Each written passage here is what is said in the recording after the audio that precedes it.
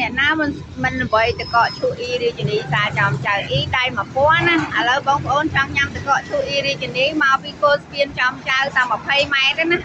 ដល់តូបអ៊ីតែម្ដង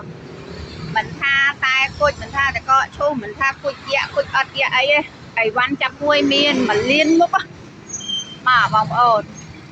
ចង់ញ៉ាំតកកឈូខែក្តៅឆ្ងាញ់តកកឈូដូងខ្ចីមកដល់តូបអ៊ីរាជនីមុខសាចំចៅមើលថប់ធីមគ្រាន់តែមើលថប់ធីមតកកឈូហ្នឹងហៀទឹកមាត់ហើយបងប្អូនអើយច្រើនណាស់អូកន្លែងដាក់អត់ឃើញទេហើយមើលទឹកស្ករគេផងបងប្អូនទឹកស្ករចង់ញ៉ាំតកកឈូតែគួចឆ្ងាញ់កុំភ្លេចអ៊ីរាជនីមុខសាចំចៅ1លានមុខតែគួចញ៉ាំតកកឈូញ៉ាំតែគួចហើយកុំភ្លេចទិញនំយកទៅផ្ញើកូនផងនំច្រើនណាស់អីក៏មានដែរ